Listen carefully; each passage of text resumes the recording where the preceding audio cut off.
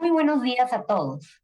En nombre de la Sociedad Nacional de Minería, Petróleo y Energía, les damos la más cordial bienvenida al sexto encuentro Camino al Simposio Internacional del Oro, Plata y Cobre, denominado Desarrollo Productivo en Cabeceras de Cuenca, Mitos y Realidad.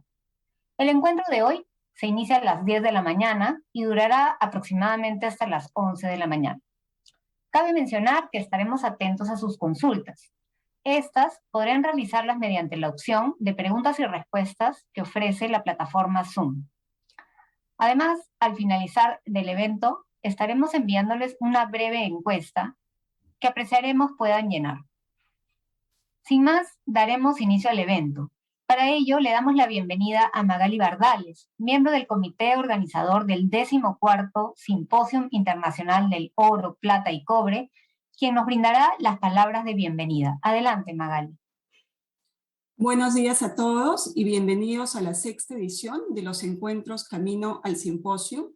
En nombre del comité organizador del 14 Simposium del Oro, Plata y Cobre, del cual soy parte, agradecemos nos acompañen el día de hoy y los esperamos en nuestro evento central que se realizará en mayo próximo y que será en modalidad tanto virtual como presencial. En esta oportunidad hemos planteado un tema muy relevante y de mucho interés, como es el tema de cabeceras de cuenca. Con seguridad hemos escuchado afirmaciones distintas al respecto, por lo que la intención de este diálogo es aportar al entendimiento objetivo de este concepto, comentar sobre las diferentes aristas que puede involucrar el mismo, la gestión de los recursos hídricos y el desarrollo de las actividades productivas en el marco de este concepto de cabeceras de cuenca. Con el afán de contribuir a un análisis técnico y objetivo sobre el tema de cabeceras de cuenca, hoy nos acompañan tres profesionales de reconocida y amplia trayectoria, a quienes damos la bienvenida, quienes con sus reflexiones y el diálogo aportarán los elementos que debemos tener en cuenta al referirnos a este tema. Les agradezco por acompañarnos el día de hoy y con ello damos la bienvenida y el inicio al evento. Muchas gracias. Muchas gracias, Magali. En el panel de discusión del día de hoy, como mencionó Magali, contamos con la grata presencia de expertos de talla internacional, a quienes tengo el honor de presentar a continuación.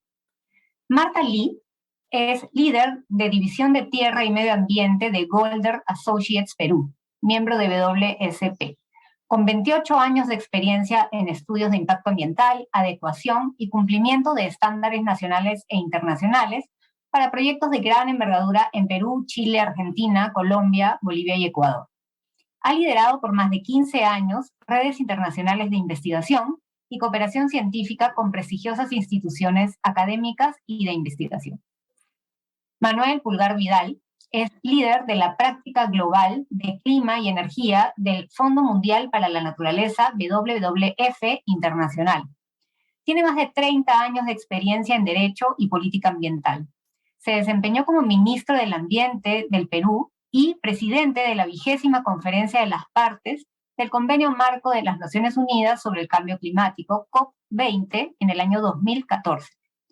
Fue director ejecutivo de la Sociedad Peruana de Derecho Ambiental, SPDA, y es miembro activo de un conjunto de grupos orientados a lograr y fortalecer los resultados de las negociaciones climáticas y de la agenda de actores no estatales y gobiernos subnacionales.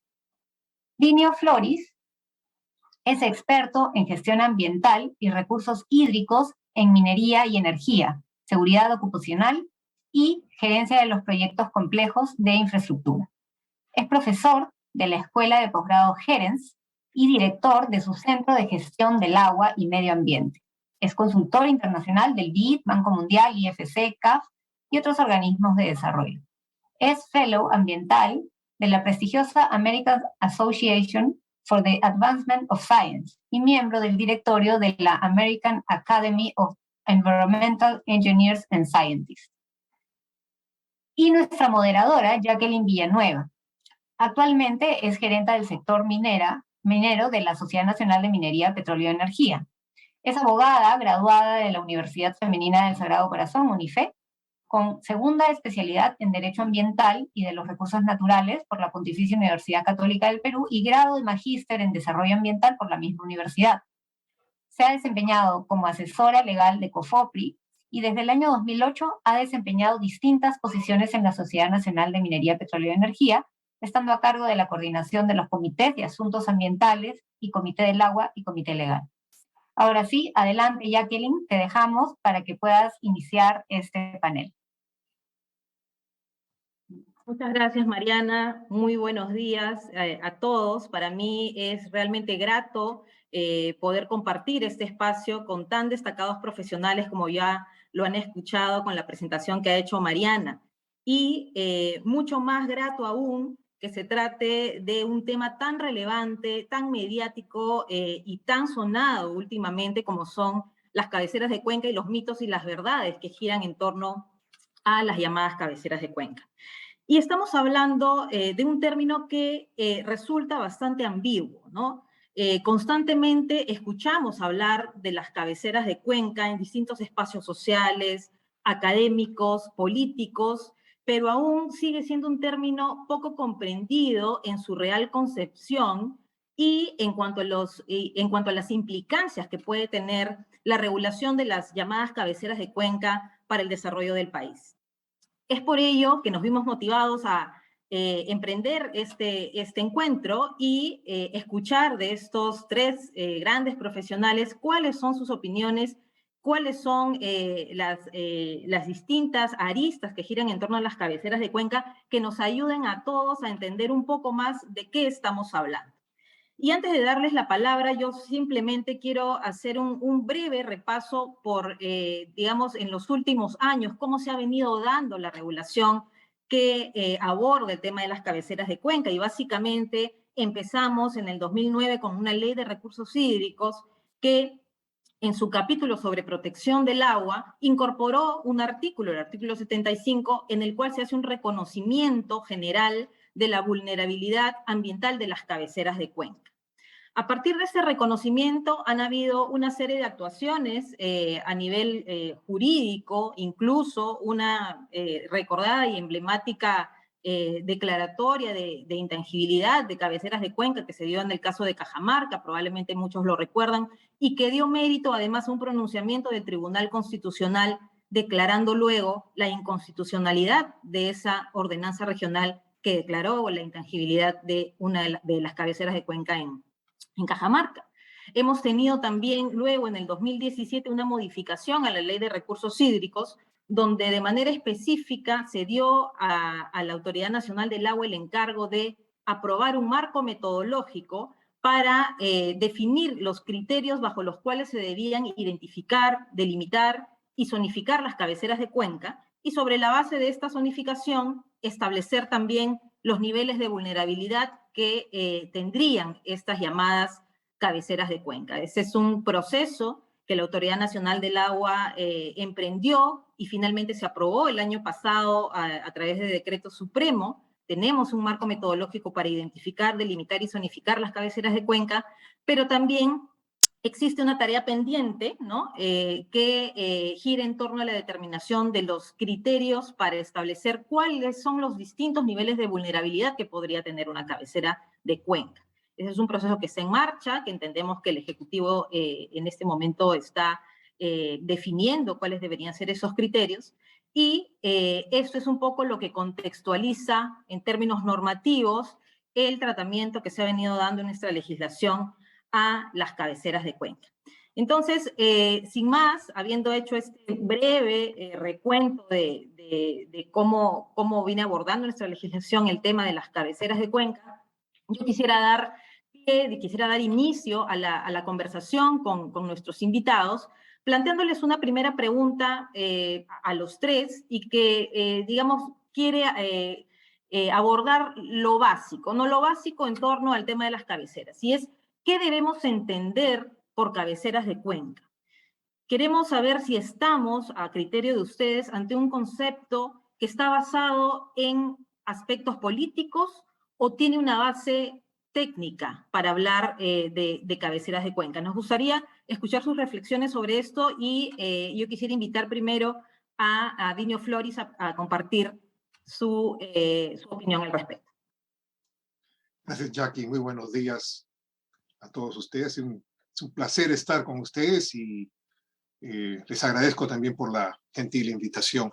Miren, tengo unas pequeñas, unas muy breves, y yo sé que solamente tengo 5 minutos. Tengo una pequeña presentación que me gustaría mostrarles, en la cual me va a ayudar a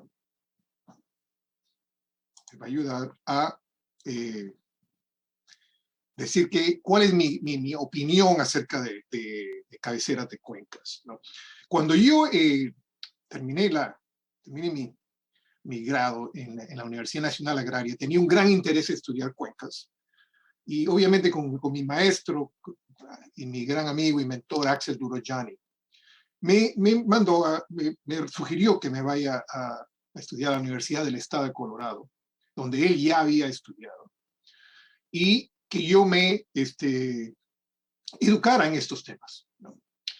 Entonces, lo más interesante es que justamente en Colorado es uno de los lugares donde nació esta discusión de gestión de cuencas y obviamente también gestión de cabecera de cuencas, ¿cierto? El término en inglés de cabecera de cuencas es headwaters.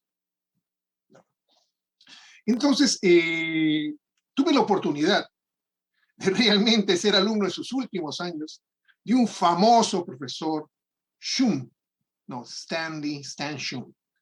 Y el profesor Shum fue el que realmente desarrolló este tema.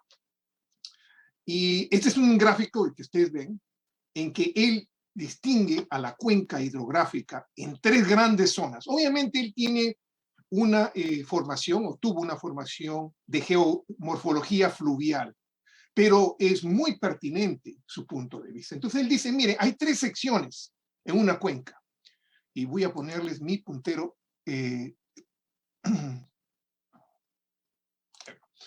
Entonces, esa zona número 1, donde está la cabecera de cuencas, una zona 2 de transferencia y una zona 3 de deposición. Esta es una zona en donde hay gran pendiente, hay precipitación de diferentes tipos, hay humedales, que en el Perú en las alturas le llamamos bofedales, ¿no? Poca vegetación, gran cantidad de pequeños ríos y riachuelos de un gran número, formación coluvial, alguna aluvial, pero más que todo coluvial, una zona en donde se hace una transferencia de estas aguas y también sedimentos, obviamente. Pero es una zona de creación de nutrientes. Y obviamente la última zona, que es una zona de deposición, en donde están obviamente los estuarios, ¿no? Donde muchos creen, incluyéndome, que nace y termina la vida. En fin, siguiente slide. Okay. Miren, este es otro gráfico compilado por este profesor Miller, que él, basado en lo que decía Shum, y las características de estas cabeceras de cuencas, de esta zona de transferencia y esta zona de deposición. Yo creo que es importante ver esas 3 zonas, porque ambas son tremendamente sensibles e importantes en una cuenca, ¿no? Hay una serie de características que no vamos a hablar en este momento, pero ciertamente, por ejemplo, acá hay uno acerca de la cantidad de pequeños, de esa red de canales, de pequeños riachuelos que existen, es abundante. Y para definir con un solo gráfico, creo que más que palabras, de qué cosa es una cabecera de cuenca, les voy a mostrar el gráfico, que estoy seguro que si el profesor Shum estuviera vivo, diría, miren, este gráfico describe qué es una cabecera de cuenca. Y esto te he hecho con su mismo puño y letra. Esta es, de acuerdo a mi opinión y de acuerdo a estos profesores que investigaron mucho antes de que yo haya llegado a Colorado, lo que es una cabecera de cuenca. Esta es la zona de transferencia y esta es la zona de deposición.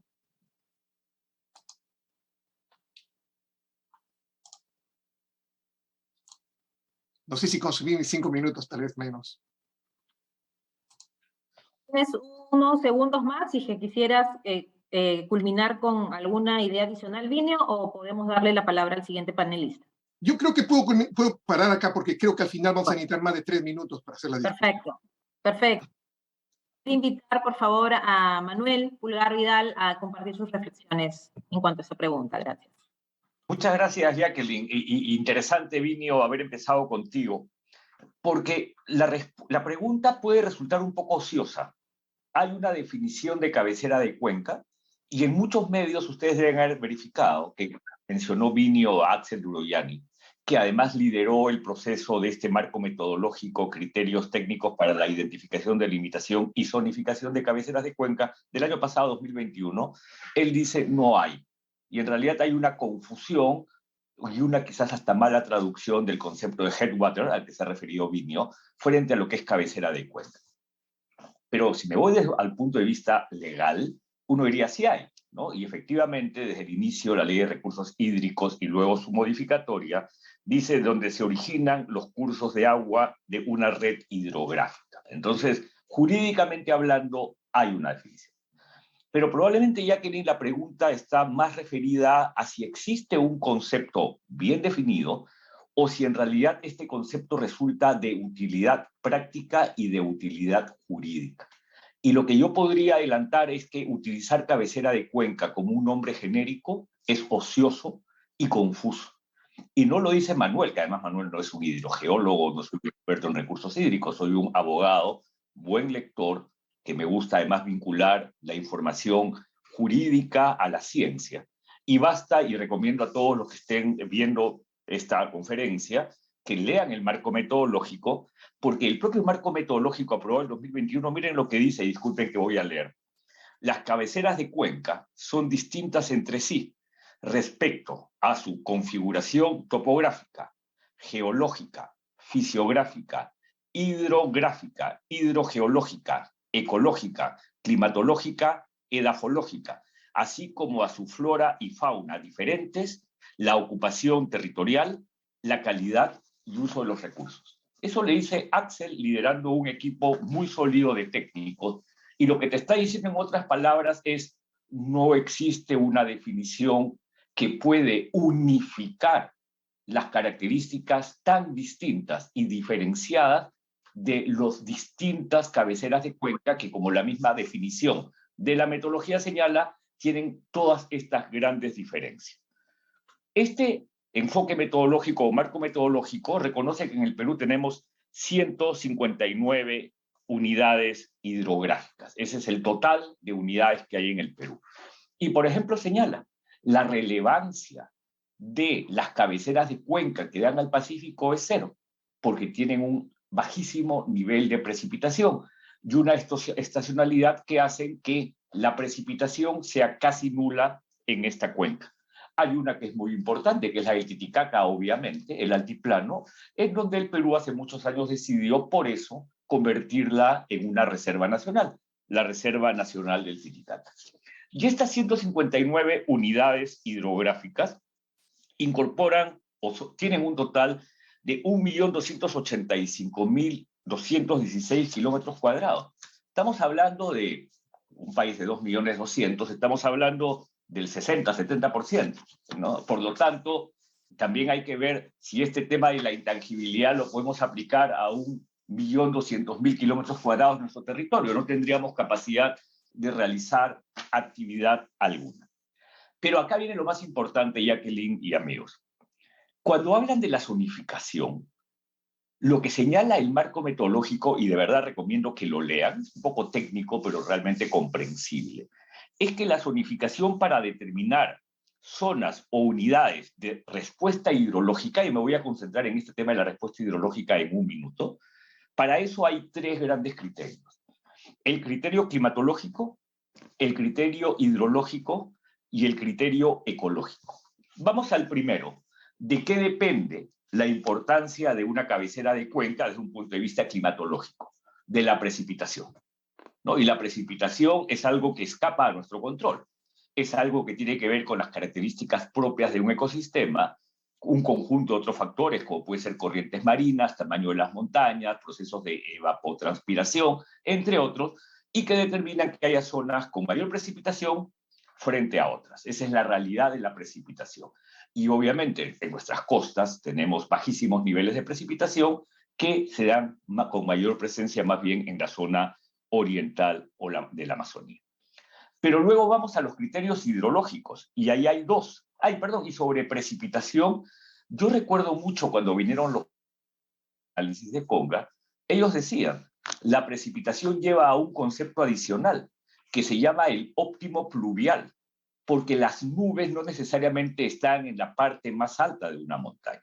Las nubes pueden estar en un país que tiene montañas tan altas, bastante más abajo, y esa es la zona del óptimo pluvial, con lo que quieren decir, con base científica, que no porque sea el pico y su punto más alto, ese es el punto de la precipitación que responde a este criterio climatológico. Eso no es correcto. Hay un óptimo pluvial que me parece interesante considerar. Pero vamos a los criterios hidrológicos, y quizás estoy tomando más de los 5 minutos, Jacqueline, pero es fundamental poner este marco porque nos permite entender la razón de la discusión. Y hay dos subcriterios.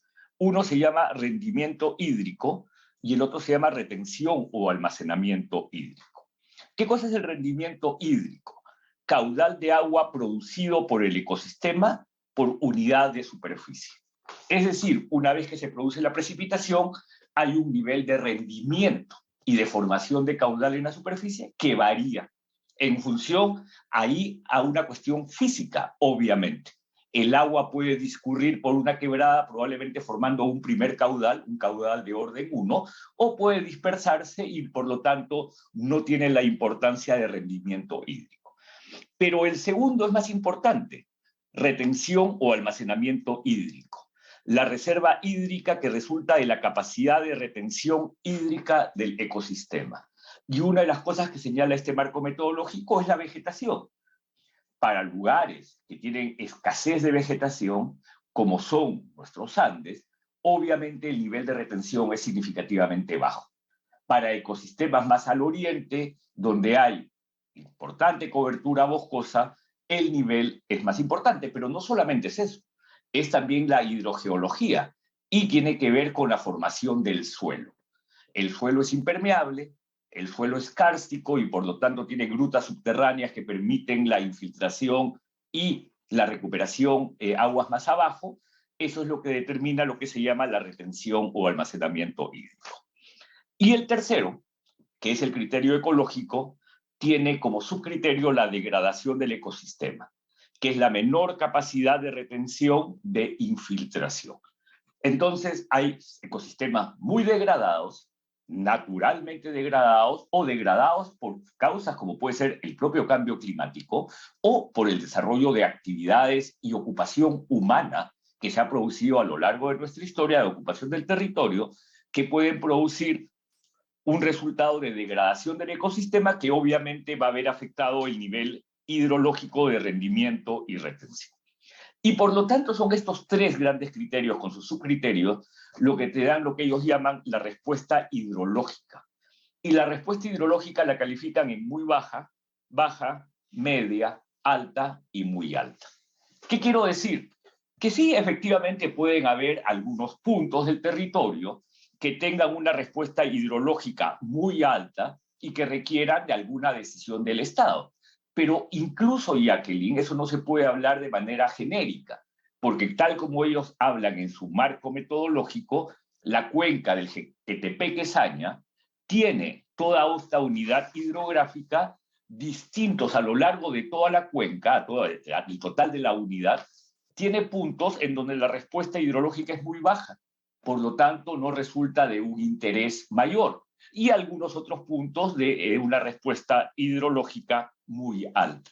Entonces, todo esto para decir que tenemos que sustentar en información científica sólida, como la que ha hecho este marco metodológico, un proceso de toma de decisiones que es fundamental para eliminar esta idea de cabecera de cuenca, es punta de montaña, todas son iguales, todas son vulnerables, todas... No, varían en función a todos estos criterios y a las mismas características que este marco metodológico menciona. Por eso uno entiende a Axel Uroyani cuando dice, no hay una definición, porque en realidad estamos hablando de sistemas dinámicos. Y estos sistemas dinámicos, incluso hoy día fuertemente afectados por el cambio climático, son sistemas cambiantes que nos deben llevar, sí, a estar monitoreándolos, sí, a que la ANA actualice la información que muchas veces tiene lamentablemente desactualizada para un mejor proceso de toma de decisiones. Espero haber contestado en ese sentido esta primera pregunta. Muchas gracias, Manuel. Interesante todo el paso que has dado por el marco metodológico y ciertamente nos llama también a pensar ya cuando entremos cada uno de nosotros a profundizar en el marco metodológico si podrían haber incluso inconsistencias respecto a los criterios de identificación y delimitación de las cabeceras de cuenca con esos aspectos de zonificación que tú has mencionado, ¿no? Pero yo quisiera darle ahora la palabra a Marta para que comparta también con nosotros sus reflexiones sobre este concepto de cabeceras de cuenca.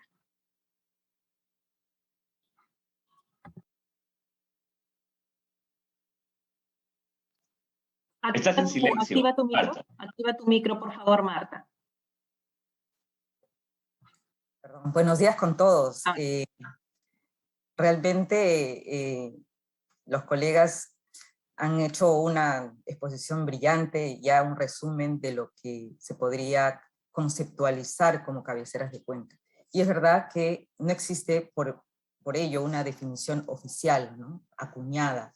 Entonces sí, aquí los conceptos son técnicos, o sea, tienen una base técnica que necesita aterrizar en los detalles, ¿no?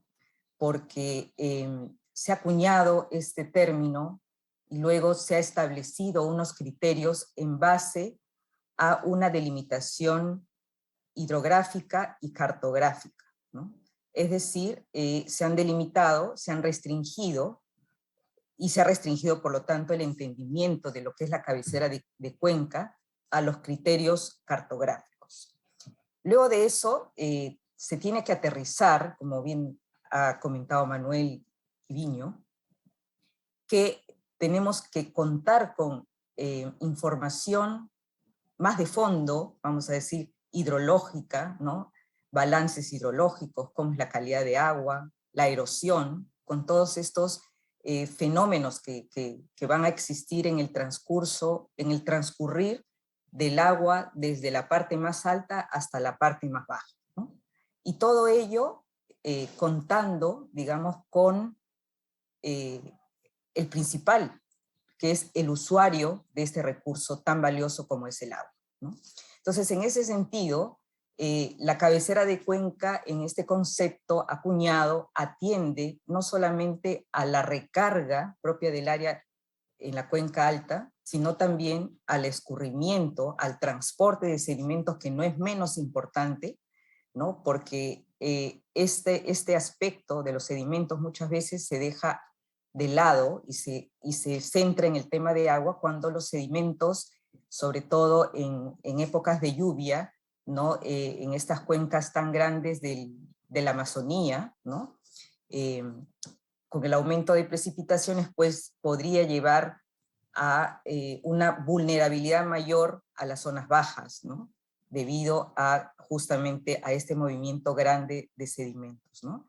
Entonces, en pocas palabras, no solamente tenemos en nuestras manos estos criterios, ¿no? Que nos ha descrito muy bien Manuel, los criterios de la respuesta hídrica, ¿no? Sino la ANA ha dejado abierto, digamos, el concepto que se va a utilizar, los criterios para determinar la vulnerabilidad. Es ahí la caja de Pandora, en donde tenemos que buscar una gestión integrada de los recursos hídricos, ¿no? No solamente acuñar, digamos, un concepto cerrado, ¿no? Mandatorio, sin considerar pues que es la gestión integral del agua, donde realmente vamos a poder tener un uso adecuado, concertado y sostenible, ¿no? Entonces sí vale la pena, y ya que todos han nombrado a Duroyani, ¿no? Este reconocido doctor en recursos hídricos, ¿no? Tomo también un tema para digamos, cerrar esta idea de que la cuenca es como el cuerpo humano, ¿no? Entonces, toda intervención, dice él, en un cuerpo humano requiere primero que se conozca a fondo cómo funciona el sistema, ¿no? Es más, hay diferentes especialistas médicos, ¿no? Entonces, no se puede pretender pues que un traumatólogo especialista vaya a operar de una operación a corazón abierto, ¿no? Entonces sí sería irresponsable intervenir las cuencas sin conocer la dinámica, ¿no? La dinámica de la cuenca, la dinámica de los glaciares, de los lagos, de los ríos, de los humedales, del agua subterránea, ¿no? Y así estas intervenciones que se hace sobre la cuenca, llámese alta, media o baja, digamos, si están concertadas y ordenadas, ya, como bien dice Durojani, ya no van a aparecer invasiones de virus, dice, ¿no? Sino tendrían que ser intervenciones de médicos. Gracias, Marta. Interesante que hayas destacado además la necesidad de ver esto con un enfoque de gestión integrada de recursos hídricos, que es a lo que apunta nuestro marco normativo, y mirar el conjunto de las dinámicas de las cuencas y en base a ello poder tomar decisiones adecuadas respecto a las cuencas en sus distintas partes, ¿no?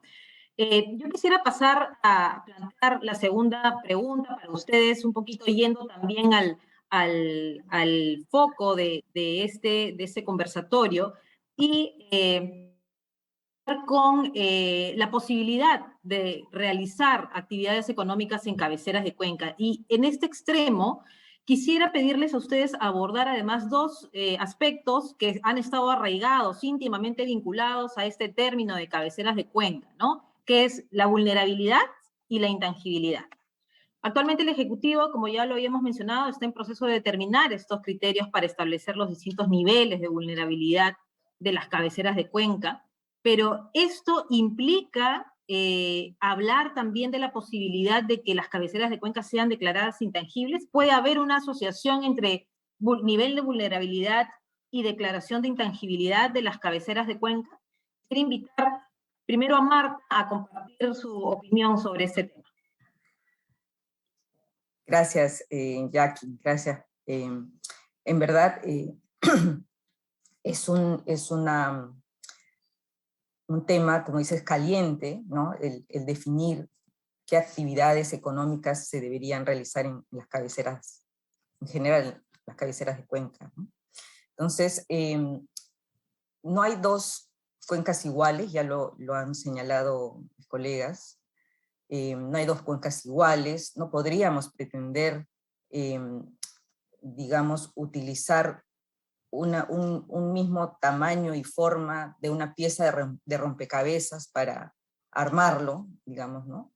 Entonces, este tema conceptualmente, catalogar a una cabecera de cuenca como altamente vulnerable y que realmente por eso mismo debería ser restringido o intangible, sin antes analizar que hay una serie de pasos preliminares, como son la jerarquía de mitigación, para establecer medidas, establecer el nivel de cuidado para la protección de los recursos hídricos, ¿no? Entonces, en ese sentido, no se podría hacer lo que ya existe, ¿no? En el mundo, no solamente en el Perú, hay ya estructuras, ¿no? Que han intervenido en la cuenca, ¿no? Entonces, existen ya caminos, trasvases de agua, actividades económicas y extractivas como la minería, ¿no? Y lo que tendríamos que ver es bajo qué condiciones se deberían intervenir, ¿no?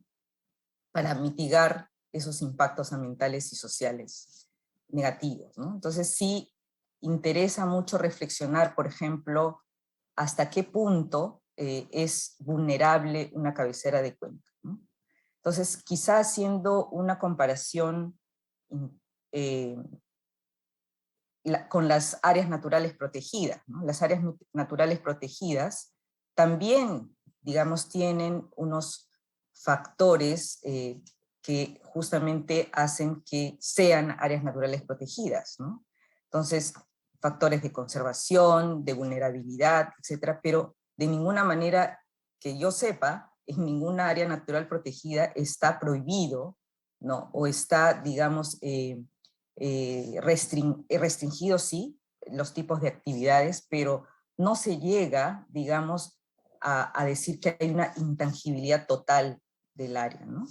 Más bien lo que se busca es conocer con detalle cuáles son las formas de tener actividades en estas áreas, y lo mismo podría, pero de una forma sustentable, ¿no?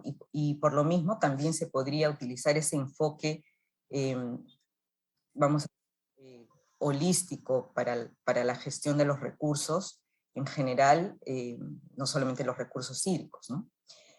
El tema este de vulnerabilidad no ha sido tocado, no ha sido desarrollado en este marco metodológico, y hay unos criterios preliminares, ¿no? Y esos criterios preliminares, digamos, mirando hacia todo este desarrollo, no solamente teórico, sino también profundamente técnico, de la adaptación al cambio climático, ¿no? Entonces ahí confluyen muchos aspectos meteorológicos, ¿no? De capacidad de adaptación, que, digamos, aportan a definir cuán vulnerable es estas zonas, ¿no?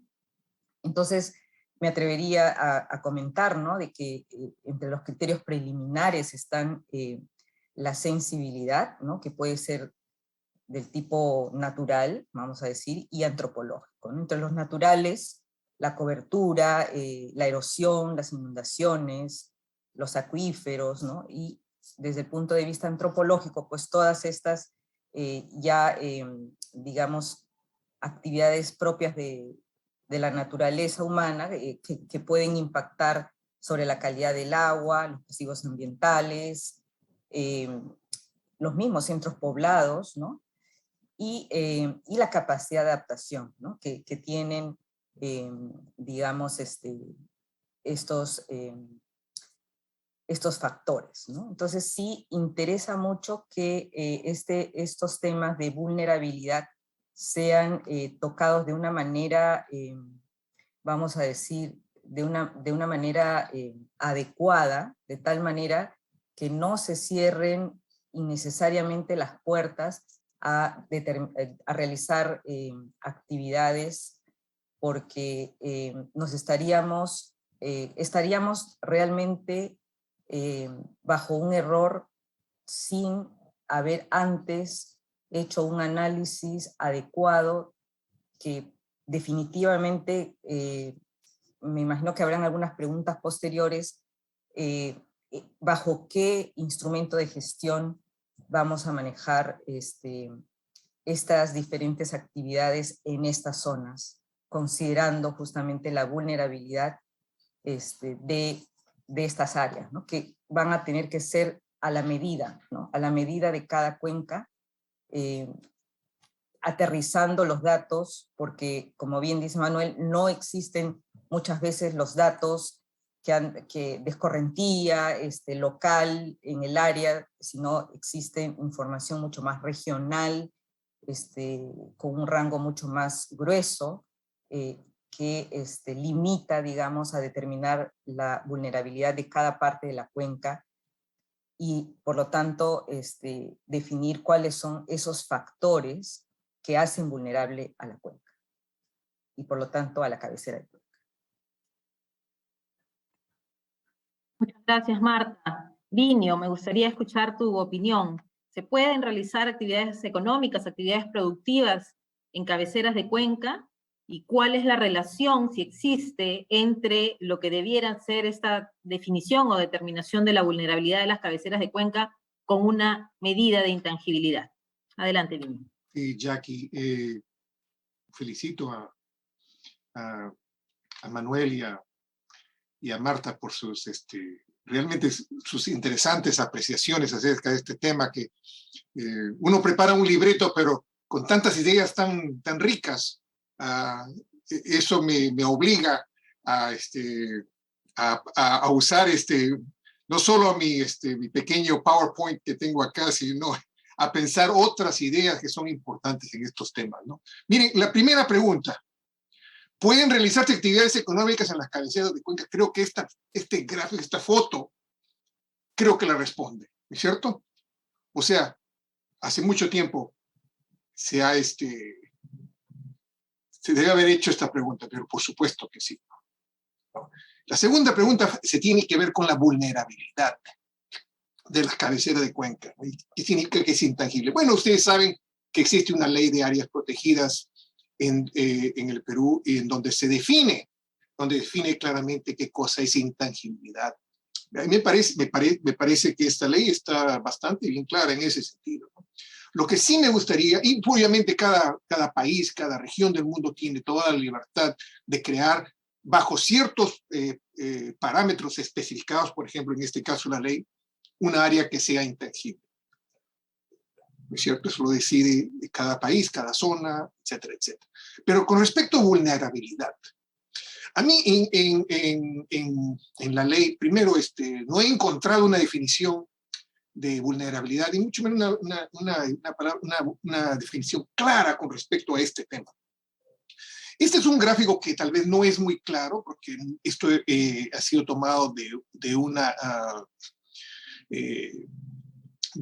área de análisis de desastres, pero yo creo que ese término es importante, porque vulnerabilidad tiene tres grandes factores, y Marta realmente ya los ha dicho, ¿no?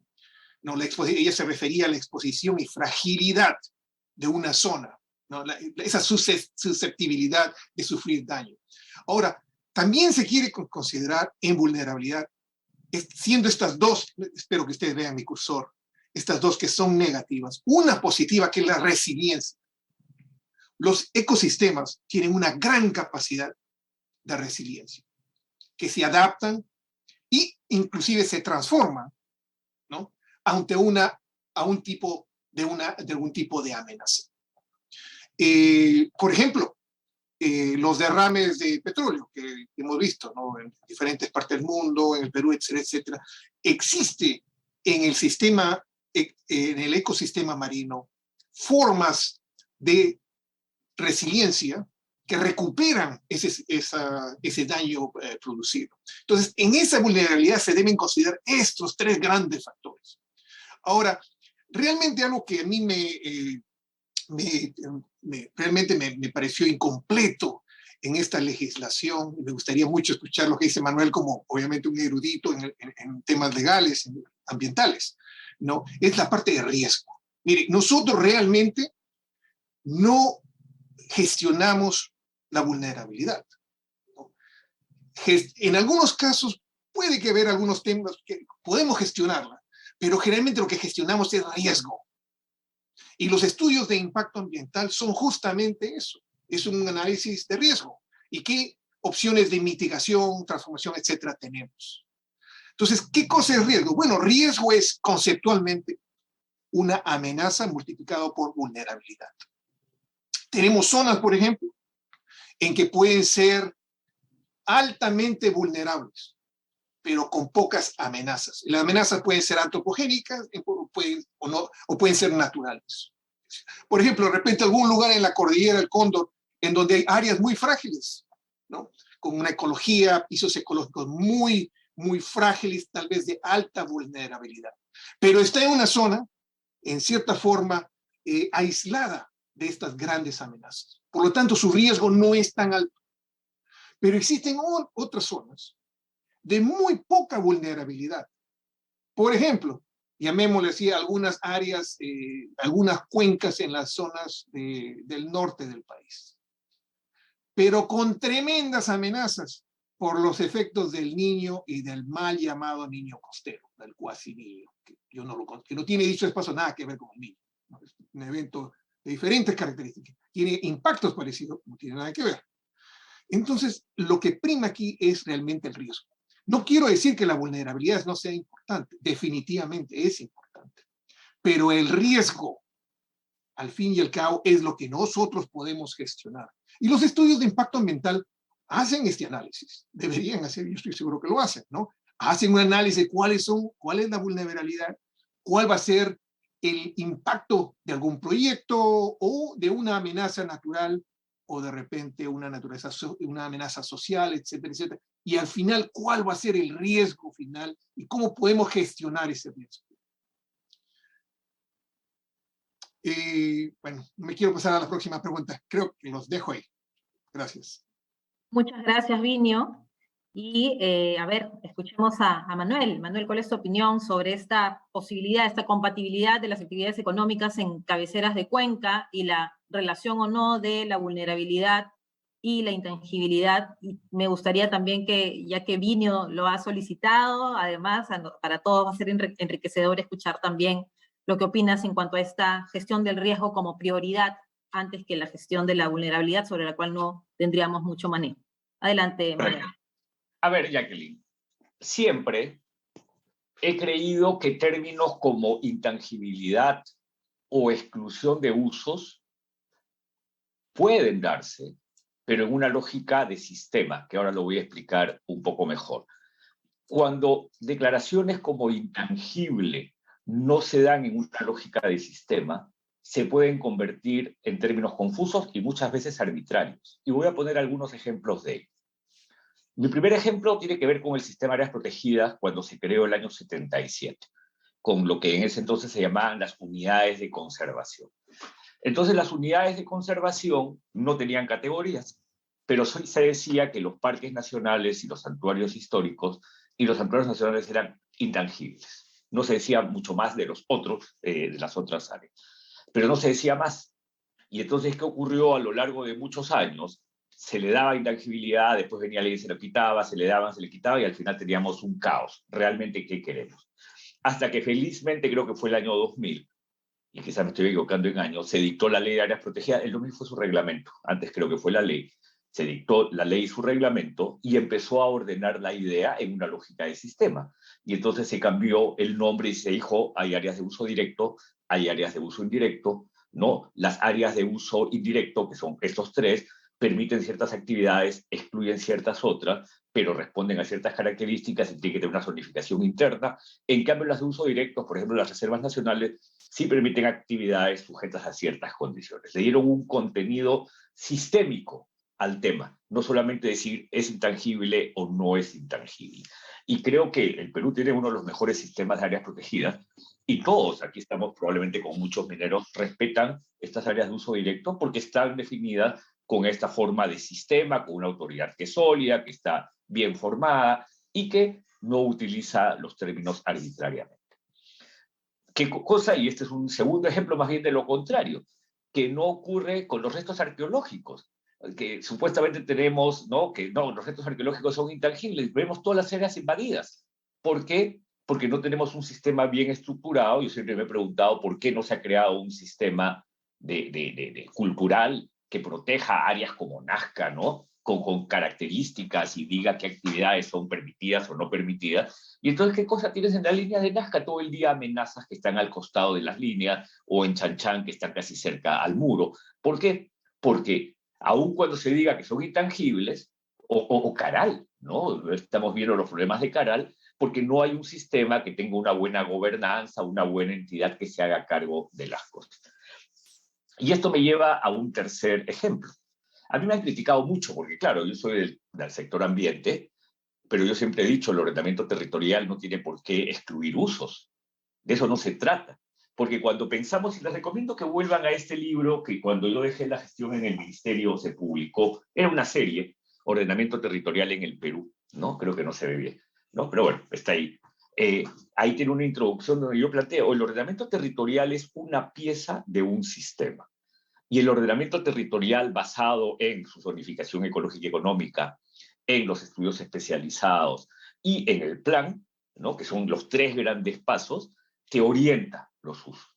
Pero uno no puede dejar de reconocer, por otro lado, que es que hay autoridades que toman decisiones. Y hay una cosa que se llama el principio de legalidad. Las autoridades que toman decisiones lo tienen que hacer basado en que se les ha dado la competencia para tomar una decisión. Y por lo tanto hay que tratar de conciliar el rol que tienen distintas autoridades para asignar distintos usos. Y eso es un elemento fundamental. Porque si el ordenamiento territorial excluyera usos, no necesitaríamos autoridades. O sea, dejémonos de cosas. Si ya el ordenamiento territorial decidió que acá no se puede hacer nada, entonces la autoridad sería el ordenamiento territorial sería suficiente. No necesitarías a nadie que otorgue usos porque simplemente ya se excluyeron. Por lo tanto, hay que reconocer que hay autoridades de distintos sectores que toman decisiones respecto a uso. Y acá no estoy hablando solo de minería. El ministro de Agricultura toma decisiones sobre obras de irrigación.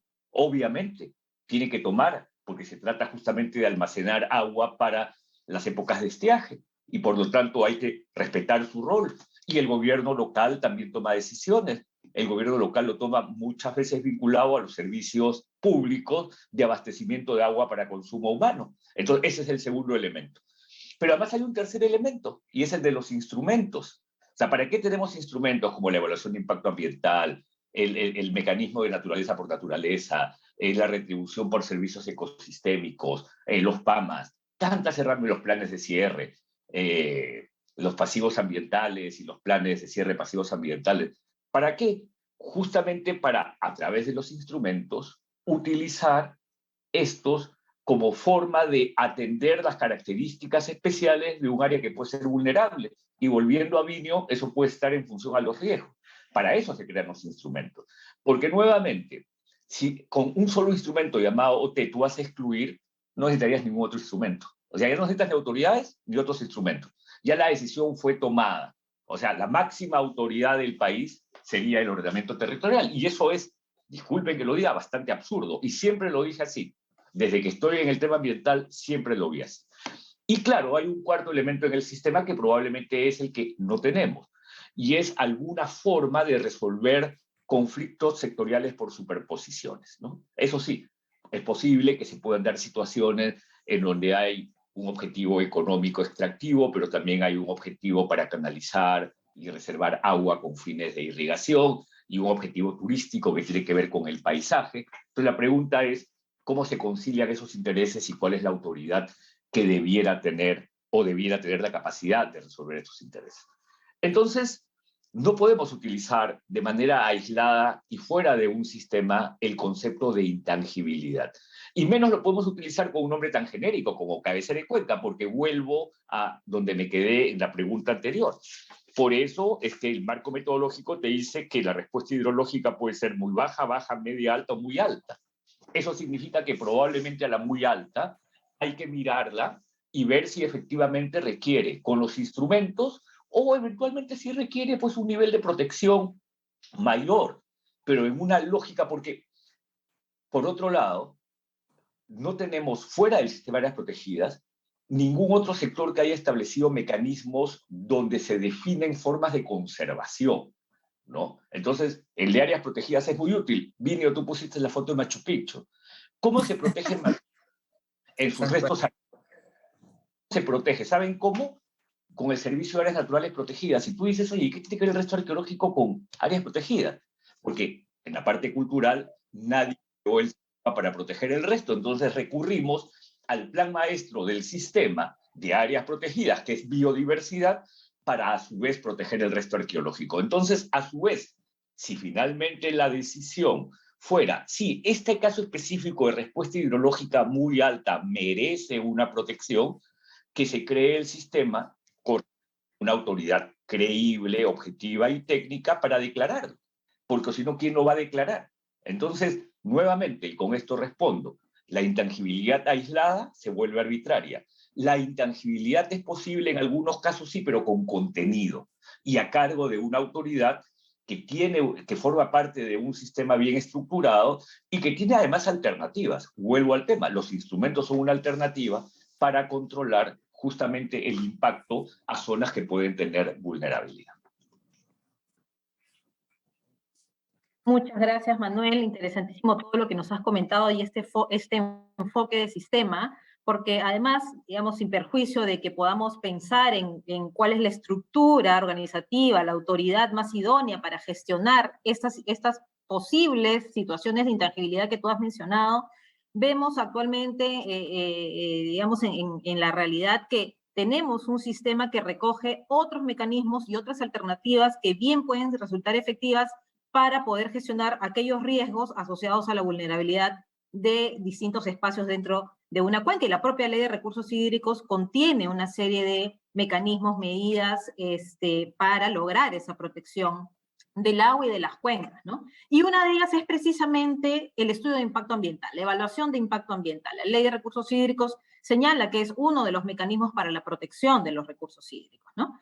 Pero esto me da pie a entrar a la tercera pregunta, y a la que voy a invitar primero a Marta a compartir con nosotros sus apreciaciones. Y es que, digamos, mucha gente piensa que las cabeceras de cuenca no se protegen, ¿no? Que están desprotegidas y que necesitamos generar nuevos mecanismos, nuevos procesos, nuevos procedimientos para que estén efectivamente protegidas las llamadas cabeceras de cuenca. Sin embargo, y ya Manuel lo ha mencionado también previamente, existen los estudios de impacto ambiental como uno de los mecanismos regulados en nuestra legislación. Existen los EIA, que son una exigencia para el desarrollo de toda actividad que esté sujeta al sistema de evaluación de impacto ambiental. Entonces, Marta, quisiéramos escuchar de ti si es que tú consideras que los estudios de impacto ambiental son una herramienta idónea para conseguir esta protección efectiva de las cuencas y de las cabeceras de cuenca en particular. Y adicionalmente, te pediría, por favor, también comentarnos cómo crees que debe enfocarse en adelante, cómo debe orientarse este proceso de implementación de la identificación, delimitación, zonificación y vulnerabilidad de las cabeceras de cuenca. Hay dos preguntas contenidas en este bloque y a ver, te pediría por favor que pudieras atender ambas en el tiempo de 5 minutos. Wow, qué tal reto, está bien, gracias Jackie. Definitivamente la apreciación de que el estudio de impacto ambiental pues resuelve todo, ¿no? Creo que no es, vamos a decir, es un error, ¿no? Es un error decir que, bueno, pongamos todo en los EIAs. Ya los EIAs tienen un propósito, digamos, enfocado en, digamos, qué es lo que va a impactar respecto de las actividades de un proyecto de inversión, ¿no? Entonces, esa propuesta de mitigación, la jerarquía de mitigación de los impactos, tanto ambiental como social, deberían estar evaluadas, ¿no? Considerando los diferentes factores ambientales que conocemos, entre ellos el agua, y verificar si estos impactos son tolerables o no al ambiente, ¿no? Entonces, definitivamente el EIA ya está incluyendo estos criterios de mitigación de los impactos, pero enfocado en las actividades de este proyecto. Creo que antes del estudio de impacto ambiental es idóneo, más bien, utilizar otro instrumento que es el tema de las zonificaciones ecológicas y económicas, ¿no? Que realmente sí darían un proceso, crearían un proceso más flexible, más dinámico, para identificar estas alternativas de uso sostenible que se van a dar sobre un territorio, ¿no? Como decía Manuel, ¿no? Entonces, es considerar las potencialidades de un área mucho más amplia, mucho más regional, ¿no? Desde un punto de vista físico, biológico, social, económico, cultural, de tal manera que se aprovechen mejor los recursos y no hayan conflictos, contraposiciones o conflictos de intereses, por decirlo de una manera, ¿no? Entonces sí, yo creo que antes de EIA, yo pondría primero a una zonificación económica y ecológica y económica para, digamos, aportar a la conservación y al manejo de los recursos hídricos en una cuenca, ¿no? Entonces, esta zonificación sí sería, digamos, el alimento natural de una evaluación ambiental estratégica, ¿no? Lamentablemente en nuestro país, bueno, tenemos escasez de este tipo de procesos, digamos, de buena información que ayude a los que van a tomar decisiones, a las autoridades, ¿no? con lo cual, pues, al no tener las suficientes herramientas, pues las decisiones estratégicas quedan en el aire, ¿no? No se asegura necesariamente un proceso que sea creíble en las decisiones y que hayan pasado por una evaluación efectiva en el costo, en el tiempo y en el momento, ¿no? Porque ese es el tema, ¿no? Es el momento. De repente sí tengo una evaluación posterior de una zonificación, pero ya hay otras actividades, no necesariamente mineras, ¿no? Ya hay otras actividades que, digamos, cambian, ¿no? Cambian el propósito de esta herramienta, que por su propia naturaleza es estratégica, ¿no? Y le da un marco de sustentabilidad y ayuda, pues, al diseño de las políticas, planes y programas de gobierno, ¿no? Entonces sí, realmente eso es lo que se busca con las directivas internacionales también, de enfocarnos en conservar más y mejor, y por supuesto sin quitarle el peso propio que tienen los estudios de impacto ambiental, que tienen su nivel, vamos a decir, detallado o semidetallado de verificar los impactos, pero aquí, digamos, este capítulo, esta sección que tienen los estudios de impacto ambiental, que es el análisis de alternativas, ¿no? Que muchas veces no se enfoca adecuadamente o no se utiliza con seriedad la oportunidad de demostrar, o por lo menos hacer el intento de demostrar, que estas alternativas no son las más idóneas para la conservación, no solamente de los recursos hídricos, sino también de los recursos naturales en general, por lo tanto de los servicios ecosistémicos que hace uso la población, ¿no? Entonces sí es importante poner me parece que cada cosa en su lugar, en su tiempo, en su momento, y estos análisis de alternativas sí podrían sustentar que están evitando ir a una zona con mayor vulnerabilidad o mayor riesgo, ¿no? Y no estar atomizando, pues, las definiciones y tomando decisiones separadas sin ningún contexto que realmente más bien lo que se tendría como conclusión es no estar a la altura de las respuestas que, digamos, la población necesita en cuanto al uso sostenible en general de los recursos, y sobre todo el recurso hídrico, ¿no? Gracias, Marta. Quisiera invitar seguidamente a Manuel a comentarnos cuál es su opinión sobre la idoneidad de los estudios de impacto ambiental como herramienta para la protección de las cuencas, de las cabeceras de cuenca en particular, y cómo ves, cuál crees que es el enfoque, la orientación que debiera darse a este proceso de delimitación y zonificación de las cabeceras de cuenca, incluyendo su vulnerabilidad. ¿Cómo ves también, Manuel, a ti me gustaría ampliar un poquito más la pregunta con un detalle en particular? ¿Cómo ves el ejercicio de las competencias para esta labor? ¿Cómo ves la distribución de las competencias dentro de todo el aparato estatal para delimitar, zonificar y declarar la vulnerabilidad de las cabeceras de cuenca? A ver, creo que en parte la pregunta, en su parte del estudio de impacto ambiental, ya la contesté, y acá lo que debería decir es que no se trata solo del estudio de impacto ambiental, que de hecho puede mejorar, y voy a hacer alguna referencia a ello, sino del conjunto de instrumentos sobre los cuales el Estado nos ha dotado para poder atender este tipo de situaciones, como es la vulnerabilidad de una cabecera de cuenca cuya respuesta hidrológica es muy alta. ¿Qué quiero decir? Por ejemplo,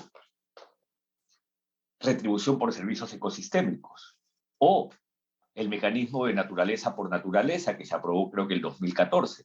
Son formas realmente valiosas en donde podríamos atender esos niveles de vulnerabilidad.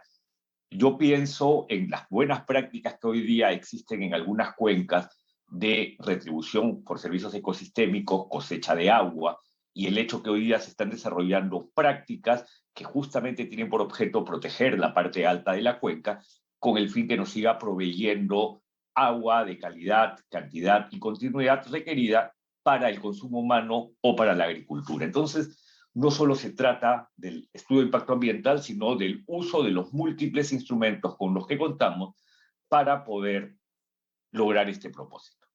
Pero yendo al estudio de impacto ambiental, sí quería decir algo más. Claro, si pensamos en los... No, lo voy a decir de una manera distinta. Sabemos que de acuerdo a la Ley de Recursos Hídricos y su modificatoria, estas declaraciones corresponderían a la ANA con opinión favorable previa del MINAM. Entonces, por lo menos desde un punto de vista jurídico, la institucionalidad está definida.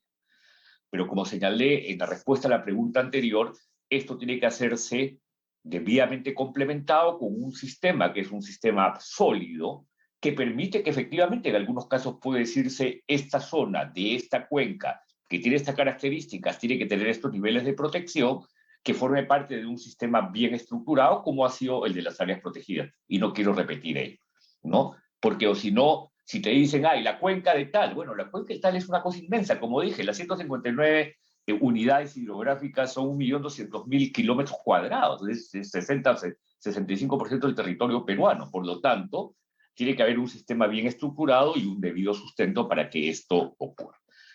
Y vamos a suponer que no se declara intangible, pero sí se declara que son de vulnerabilidad algunas áreas determinadas.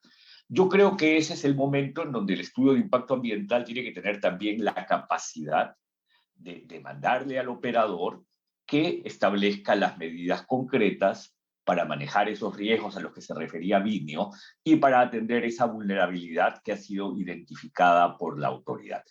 Y esos son elementos en donde siempre se puede mejorar, porque tal como señalé, de hecho, la línea base va a ser importante, porque si estamos hablando de una cabecera de cuenca vulnerable, identificada por la autoridad, también hay que saber cuál es el nivel de degradación de ese ecosistema previo al desarrollo de la actividad y cuál es el plan de manejo que se va a implementar ad hoc para evitar someter a mayor vulnerabilidad a la cabecera de cuenca. Entonces, en ese sentido, una vez que se puede haber declarado como parte de este sistema esta vulnerabilidad de una zona determinada, es muy importante el manejo, o que el manejo responda no a términos de referencia para estudios de impacto ambiental de actividades comunes, sino que ad hoc se exija para ese caso específico que el plan de manejo responda muy concretamente a cómo va a manejar estas condiciones de vulnerabilidad y cuál va a ser su capacidad de respuesta. Entonces, ahí hay un segundo elemento que es fundamental considerar. Porque si no es así, ¿no? Y seguimos pensando en estudios de impacto ambiental para actividades comunes que siguen teniendo referencia que son comunes para todos, ahí sí cometeríamos un error. Entonces creo que siempre puede haber una capacidad de mejora en los estudios de impacto ambiental. Y obviamente el monitoreo que corresponderá, porque hay que tener en cuenta que ya cuando se trata de recursos hídricos, la autoridad que interviene, porque también está así en la ley, es la Autoridad Nacional del Agua. Pero ahí también hay un problema, la Autoridad Nacional del Agua no tiene organizado ningún espacio de monitoreo. El sector ambiente tiene OEFA, el sector energía tiene OSINERMIN, ¿no? Para cuerpos de agua marítimo tienes DICAPI, y para agua, ¿no? O sea, ¿cuál es esa estructura sistémica de un monitoreo adecuado, predecible, certero, que puede establecer las medidas correctivas en caso no se esté cumpliendo con el plan de manejo? Eso no existe. Entonces, nuevamente, Jacqueline, el punto es, cuando planteemos estos temas vinculados a cabeceras de cuenca, vulnerabilidad y cómo enfrentar estas situaciones, pensemos en el sistema. Pensemos siempre en el sistema. El sistema tiene que estar bien estructurado para eliminar cualquier arbitrariedad en su uso. Gracias, Manuel. Vinio, es tu turno de compartir con nosotros tus apreciaciones sobre esta idoneidad de los estudios de impacto ambiental complementado con otros mecanismos que consideres tú que ya aportan a una protección de las cuencas y de las cabeceras de cuenca en particular, y algunas reflexiones sobre cómo debe orientarse el proceso de implementación de la delimitación, zonificación y determinación de vulnerabilidad de las cabeceras. Sí, Jackie, esta es una de las desventajas de ser el último, ¿no? Porque teniendo tan excelentes presentaciones de mis predecesores. A veces no te queda mucho por decir, pero tomando lo que decía Manuel y también Marta, el estudio de impacto ambiental, obviamente, no tenemos casi discusión, es vital, pero hay algo también muy importante que, por ejemplo, la IFC lo toma en consideración y lo que ellos llaman el sistema de gestión ambiental y social. ¿Y qué es ese sistema de gestión ambiental y social? Exactamente lo que Manuel dice, ¿no? Esos instrumentos que se tiene, miren, muchas veces el estudio de impacto ambiental es casi como si fuera una foto que uno toma en cierto momento, una buena foto, ¿no? Con planes de gestión, etcétera, con actividades por hacerse, etcétera, etcétera, pero es realmente el sistema de gestión el que monitorea, el que mira si se ha cumplido, si han aparecido nuevas amenazas, nuevos problemas, etcétera, etcétera, y lo resuelve. Yo creo que ese concepto del sistema de gestión ambiental que usa la IFC es bastante importante, ¿no? Y en buena forma mis predecesores lo han informado, ¿no? Lo han dicho. La segunda pregunta es, ¿a quién recae la competencia? Bueno, miren, realmente eso también Manuel lo ha respondido, pero me gustaría mostrarles algo aquí para esta discusión que la vamos a tener muy pronto. Exactamente. Ustedes pueden ver, por ejemplo, aquí, la gran diferencia que tenemos en nuestras cuencas del Perú. Por ejemplo, acá tenemos 2 cuencas, ¿no? Y imagínense el trabajo. Yo tengo 4, hay 2 más todavía que vienen. Son perfiles longitudinales y obviamente solamente muestra una de las características de las cuencas, que es la geomorfológica, ¿no? Acá ni siquiera he puesto precipitación, por ejemplo. Imagínense, por ejemplo, espero que vean mi cursor acá, ¿no? Aquí, ¿no? En la del río Piura. ¿Cómo delimitar estas cabeceras? ¿Cómo delimitar estas 3 zonas de las cuencas en esta cuenca? Miren el río Mayo. Este río Mayo de repente tiene, yo no lo he estudiado, no podría hablar, pero me da la impresión que podría haber otra cabecera de cuenca, aguas abajo inclusive, ¿no? Miren, el río Rímac, muy diferente como río costero, bueno, no solamente costero, río andino, nace, obviamente, como ustedes saben, en Ticlo, ¿no? Miren, por ejemplo, aquí el río Ilave, ¿no? Típico de esta zona del sur, este del Perú. Este es un trabajo que realmente conlleva una gran labor. Uno no puede tener generalidades como se hacía antes. De, ok, vamos a calcular el caudal ecológico, dicho paso, término totalmente inapropiado, es el caudal ambiental. Es más, no solo nos importa el caudal, nos importa también la profundidad, etcétera, etcétera. Así que no vamos a entrar en ese tema. Pero, por ejemplo, determinar esto es bastante complejo. Es mucho más complejo aún por algo que Manuel ha resaltado y también Marta, cambio climático. Esto nos está arruinando la película, digámoslo así, a nosotros que sabemos algo de hidrología. ¿Por qué? Porque la ideología del pasado, que nosotros la hemos usado para predecir el futuro, ya no funciona. El cambio climático, con todos sus impactos en los glaciares, en el comportamiento de los vientos, el comportamiento de los sistemas orográficos, etcétera, está cambiando la hidrología. Miren, este es un estudio muy interesante que ha hecho el CENAMI por 2 investigadores muy reconocidos, y 3 investigadores muy reconocidos, obviamente con otro objetivo. El objetivo es, a ver, ¿cuál es la oferta de agua para el presente y el futuro bajo condiciones de cambio climático para abastecimiento poblacional? Tanto de agua y sedimentos, como ya ha mencionado también Marta, muy importante. Miren qué interesante. Esto yo creo que tiene que hacerse en una forma coordinada, porque no tenemos que solamente hacer ese análisis de esas cabeceras. Para mí está incompleto el análisis si lo hacemos solamente para la parte de las cabeceras. La cuenca es un todo. Ustedes no me pueden decir que el corazón es más importante, usando las frases de Axel Durojani, ¿no? Que el corazón es más importante y el cerebro y el hígado. Todo es un integrado, como decía Marta, están juntos. No podemos dejar a los estuarios en segundo plano. Todos son importantes.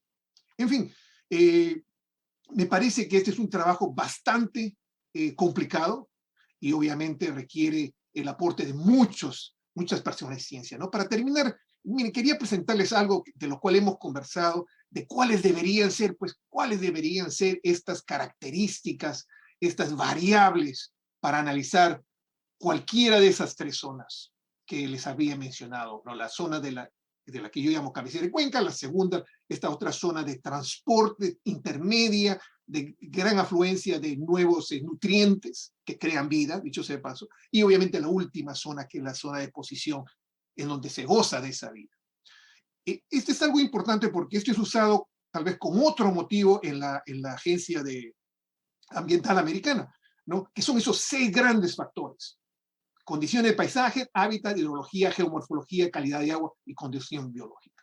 Para mí, aunque estos factores se usan para medir lo que se llama la salud de la cuenca, ¿no? Estos 6 factores han sido muy bien pensados, están detallados claramente, en mi modo de ver, deberían ser usados también para hacer el análisis de estas 3 zonas importantes de la cuenca. Los detalles obviamente son muchos, no vamos a discutir en este momento, pero me quería hacerles mencionarlas para nuestra discusión siguiente.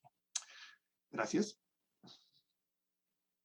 Muchas gracias, Vinio, y en aras del tiempo, estamos un poquito retrasados y entendemos que ustedes tienen otros compromisos que atender. Solamente quisiéramos pedirles a los 3 2 minutos dedicados a algunas reflexiones finales en cuanto al tema que hemos abordado, las cabeceras de cuenca, mitos y verdades, ¿son vulnerables todas? ¿En qué nivel? ¿Cuáles son las medidas posibles? Algunas reflexiones finales de su parte. Vinio, quisiera empezar por ti, por favor. Perdón, ¿quién arranco yo? Sí, Vinio, No, adelante. gracias, perdón, disculpen. Mire, obviamente hay varias reflexiones acá, ¿no? Mi primera reflexión es algo que Marta había indicado desde un comienzo. Tenemos que buscar una gestión integral. No podemos simplemente decir, vamos a darle la gran prioridad a las partes altas, a las donde están las cabeceras, etc. Realmente la cuenca es un todo y tenemos que mirarlo como tal. Número 2, yo creo que, y lo digo en una forma muy respetuosa, ¿no?, a nuestros legisladores, permítanme retroceder un poquito. Mire, la ley de agua americana cumple 50 años este año. La ley de aguas americana. ¿Saben cuántas veces se ha modificado? 4 veces. Se modificó 4 veces. Una de ellas porque se creó la EPA. Por ahí, entonces, obviamente había que ponerla en algún lado, ¿no es cierto? Poquísimos cambios. Entonces, ¿qué se ha enfocado acá? Se ha enfocado en fortalecer estas instituciones. Más que dar más normas, más reglamentos, se ha enfocado en fortalecerlos. Esa es una gran deficiencia que tenemos en el país. Tenemos en algunos casos unas grandes normas, unos grandes reglamentos, pero somos deficientes en este proceso. Si yo tuviera que escoger recursos, yo se los daría, por ejemplo, a darles, por ejemplo, en el caso de la ANA o el CENAMI, que dicho de paso está haciendo muy buen trabajo en recursos hídricos, ¿no?, para que ellos usen y sean mucho más capaces en resolver temas que no son nada sencillos. Y número 3, y ya para finalizar, han habido experiencias interesantes internacionales. Por ejemplo, les acabo de mostrar esas 6 variables que se deben usar para analizar cada una de esas cuencas. Me hubiera gustado, por ejemplo, que de repente se han hecho, ¿no?, pero con lo que yo he revisado realmente no creo que haya sido totalmente el caso. Esas 6 variables han sido muy bien pensadas y nos ayudan a entender mejor no solamente cuál es el problema, cuál es la situación, sino encontrar soluciones. Creo que el tiempo nos está haciendo muy ajeno, así que paro aquí. Gracias. Muchas gracias, Vinio. Manuel, por favor, tus reflexiones finales en torno al tema tratado. Muy corto, Jacqueline, porque estoy corriendo también. Solo la ciencia y la solidez científica de nuestros argumentos podrán combatir el mal uso político de algunos instrumentos. Y hubo mucho temor cuando se dictó esta modificación a la Ley de Recursos Hídricos y se dispuso este marco metodológico. Pero felizmente cayó en buenas manos, está bien formulado, creo que es un buen paso que nos permitirá tomar decisiones sustentadas en ciencia y por lo tanto trabajemos en ello. Leamos esta información, entendamos bien el marco metodológico, difundamos las diferencias sustanciales que hay entre las distintas cabeceras de cuenca, considerando su ubicación geográfica y todos los criterios que ya mencioné, porque solo con eso podremos avanzar en la formación de un sistema que sea sólido, que sea creíble, que sea objetivo y que no sea arbitrario. Entonces, mi recomendación es concentrémonos en las buenas cosas que se han hecho y avancemos en ese sentido, y con eso podremos vencer cualquier mal uso político, muchas veces politiquero, de estos conceptos. Muchas gracias, Manuel. Y finalmente, Marta, tus reflexiones finales. Adelante. Bueno, tomarme unos pocos minutos para complementar, digamos, la preocupación que todos debemos tener en que todo lo que venga, los instrumentos que tengamos, llenen ese vacío de información tan importante en un país como el nuestro, tan biodiverso, megadiverso, ¿no? Entonces, tenemos falta de información de mapas hidrogeológicos, información de la dinámica de los diferentes humedales que tenemos en el país, que nos impiden, digamos, tener esto que acaba de decir Manuel, una proyección creíble, ¿no? Que no sea arbitraria, ¿no? Que no solamente se fije en información de un alcance muy grueso, ¿no? Y junto con ello, yo me atrevería, permítanme, digamos, proyectar solamente esta lámina. Esta lámina muestra la guía de adaptación al cambio climático para el sector minero, ¿no? Que lo ha preparado Golder para la MAC, la Mining Association of Canada. Entonces, aquí toca temas que realmente son muy útiles y se adelantan, ya que, digamos, se adelantan a mirar el tema de la vulnerabilidad ambiental, del componente hídrico en general, y todos estos cambios que, como bien ha dicho Vinio, nos traen problemas por las proyecciones y los materiales e información que debemos tener para ello, ¿no? Entonces les invito a mirar, está en la web de la MAC, es una guía del cambio climático, adaptación al cambio climático para el sector minero, se acaba de poner hacia el público, y es eso. Gracias. Gracias, Marta. Y muchas gracias a los tres, Marta, Vinio, Manuel, por acompañarnos en este encuentro. Ha sido muy enriquecedor escuchar sus opiniones, sus reflexiones y las recomendaciones que finalmente han dejado para nuestras autoridades, que definitivamente tienen enfrente un gran reto de poder aterrizar cómo medimos la vulnerabilidad de las cabeceras de cuenca, con un enfoque en el que ojalá, como lo ha mencionado también Manuel hoy, la ciencia predomine, ¿no? Y dejemos de lado algunos matices políticos que muchas veces se utilizan para enfocar o encaminar los temas vinculados a las cabeceras de cuenca, con una mirada de sistema, con una mirada de gestión integrada de recursos hídricos, que es a lo que apunta desde su concepción, desde su nacimiento, nuestra ley de recursos hídricos, y buscando, como siempre, debemos querer o debemos aspirar todos los peruanos a mejorar el desarrollo de nuestro país y a mejorar las condiciones en las que realizamos actividades económicas, actividades productivas en el Perú.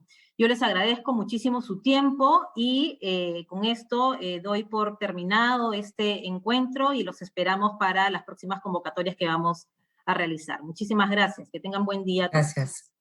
Buen día.